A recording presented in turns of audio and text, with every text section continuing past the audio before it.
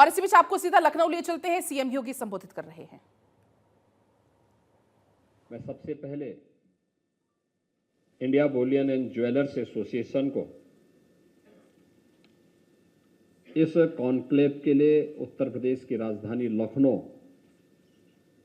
का चयन करने के लिए हृदय से धन्यवाद देता हूं। आपका यह कॉन्क्लेव देश की आबादी के सबसे बड़े राज्य उत्तर प्रदेश सरकार के 8 साल बेमिसाल जैसे अभियान को एक गति देने के लिए यहां पर आयोजित किया गया है। मैं इसके लिए हृदय से भी धन्यवाद एसोसिएशन को देता हूं। बहनों और भाइयों, जेम एंड ज्वेलर्स भारत की अर्थव्यवस्था में एक बड़ा योगदान देता है। अगर हम भारत की जीडीपी को देखेंगे तो भारत की जीडीपी में 7% का योगदान पूरे देश के अंदर जेम एंड ज्वेलर्स के द्वारा दिया जाता है। देश के अंदर गोल्ड इंपोर्ट में भी इंपोर्ट ड्यूटी जो लगती है, उस इंपोर्ट ड्यूटी में भी एक अच्छा खासा इंपोर्ट ड्यूटी भारत को प्राप्त होता है। और जीएसटी के माध्यम से भी जब एक एक उपभोक्ता इससे बने हुए ज्वेलरी को खरीदता है तो उसमें जीएसटी का भी एक बड़ा भाग अर्थव्यवस्था को आगे बढ़ाने में अपना योगदान देता है। जेम और ज्वेलर्स के लिए उस प्रकार का वातावरण देना, सुरक्षा का एक बेहतर वातावरण हो, टूरिज्म के लिए और अपनी आवश्यकताओं के अनुरूप लोग खरीद फरोख्त कर सकें, इसके लिए बेहतर वातावरण सरकार दे, या किसी भी चुनी हुई सरकार की जिम्मेदारी बनती है। और पिछले 10 वर्ष के अंदर अपने देश के अंदर और पिछले 8 वर्ष के अंदर उत्तर प्रदेश के अंदर आपने इस प्रकार के माहौल का एहसास किया होगा। आज देश के अंदर सुरक्षा का, व्यापार का, निवेश का एक नया माहौल बना है। एक नए भारत में हम लोग रह रहे हैं जिसमें वर्ल्ड क्लास इंफ्रास्ट्रक्चर है, जिसके पास वे सभी बुनियादी सुविधाएं हैं जो व्यापार, रोजगार और निवेश के लिए अनुकूल वातावरण बना रहा हो। ये देश के अंदर के इस वातावरण का लाभ हमने पिछले 8 वर्ष के अंदर उत्तर प्रदेश के अंदर लिया है।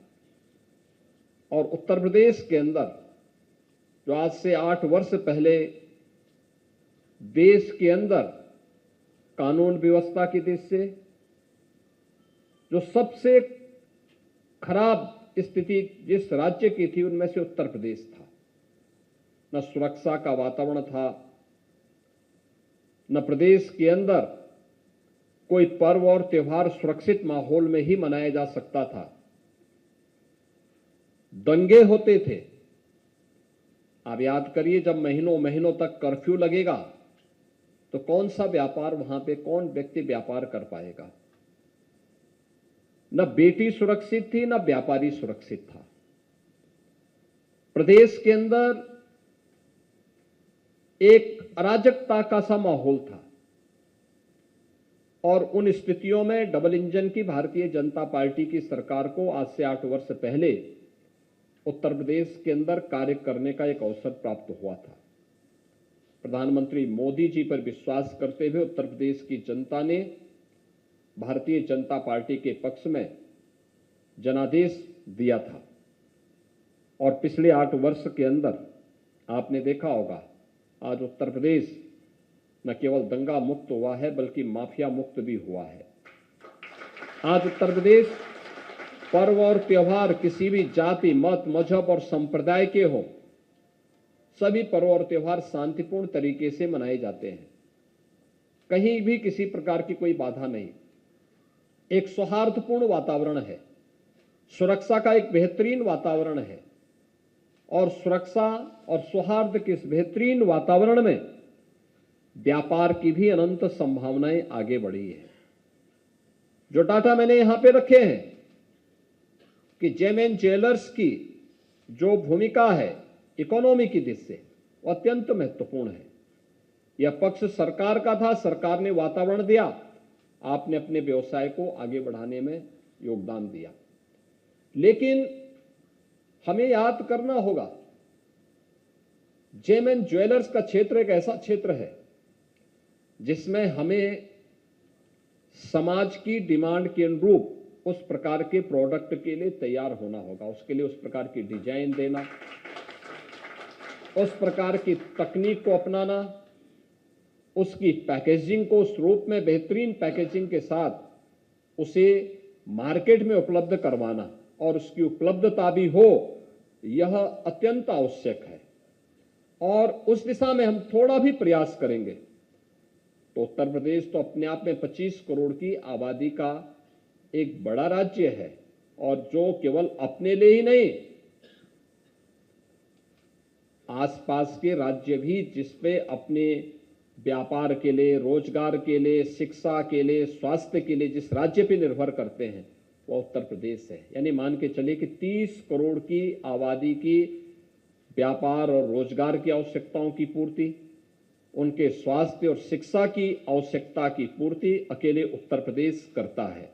तो इस प्रदेश के अंदर उस प्रकार की संभावना हो, इसके लिए मैं India Boolean and jewellers association से कहूंगा कि वह एक अच्छा मॉडल तैयार करें जिसमें जेमएन ज्वेलर्स का एक पार्क हम यूपी के अंदर बनाने में एक योगदान दे सके।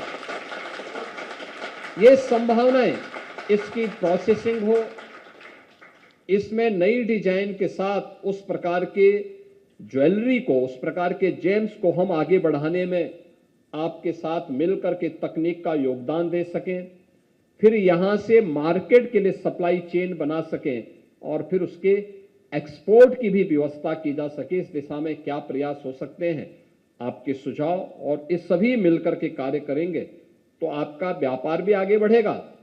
सुरक्षा का वातावरण गवर्नमेंट आपको दे रही है, इसमें कोई संदेह नहीं है। और आपने देखा होगा कि हर प्रकार की सुरक्षा, लेकिन उस सुरक्षा के साथ एक संवाद भी आवश्यक है। मैंने 2 वर्ष पहले प्रदेश भर के अंदर सभी व्यापारिक प्रतिष्ठानों से और सभी बैंकिंग संस्थाओं से भी, अपने गृह विभाग को भी और नगर विकास विभाग को भी इसके बारे में कहा कि देखिए, हमें सेफ सिटी के लक्ष्य को प्राप्त करना होगा। सेफ सिटी का लक्ष्य पुलिस के रिस्पांस टाइम को कम करना। हमने पीआरबी 112 के रिस्पांस टाइम को, जब हम लोग आए थे 25 से 30 मिनट में कोई 112 में कॉल करता था तो तब उनकी पीआरबी वहां पहुंच पाती थी। आज ये 7 से 8 मिनट की है। अगर कहीं कोई कॉल करता है तो 7 से 8 मिनट के अंदर पीआरबी 112 वहां पहुंच सकती है, लोगों की सहायता कर सकती है। साइबर अपराध को रोकने के लिए 17 के पहले प्रदेश में मात्र 1 थाना था और आज सभी 75 जनपदों में साइबर फ्रॉड को रोकने के लिए एक थाना, हर जनपद में एक थाना है और हर थाने में एक हेल्प डेस्क भी बनाई गई है। फॉरेंसिक अपराध को रोकने के लिए भी प्रदेश सरकार ने हर जनपद में थाने भी उपलब्ध करवाए हैं और उसकी लैब्स भी स्थापित की है। और अब तो हमने प्रदेश में एक फॉरेंसिक इंस्टीट्यूट की भी स्थापना कर दी है जो गत वर्ष से प्रारंभ हो चुका है। यानी ये चीजें दिखाती हैं कि सरकार के द्वारा उठाए गए स्टेप क्रमिक रूप से आगे बढ़ते गए। आज प्रदेश सुरक्षा के एक बेहतरीन वातावरण में रह रहा है तो व्यापार और निवेश का भी एक बेहतरीन वातावरण प्रदेश के अंदर बना है। सेफ सिटी के लक्ष्य को प्राप्त करते समय मैंने सभी प्रतिष्ठानों से कहा था कि देखिए, आपका योगदान इसमें महत्वपूर्ण होगा। हम गृह विभाग से और नगर विकास विभाग से तो सीसीटीवी कैमरे लगाएंगे, आप भी लगवाइए अपने प्रतिष्ठान में। और अब तो इसमें टेक्नोलॉजी बहुत इंप्रूव हो चुकी है, क्योंकि पहले होता क्या था, हम सीसीटीवी कैमरा लगाते थे, डीपीआर लगाते थे, तो जो चोर डकैत या लुटेरा आता था वो डीपीआर को सबसे पहले अपने कब्जे में लेता था, जिससे कोई भी रिकॉर्ड किसी के हाथ में ना आने पाए।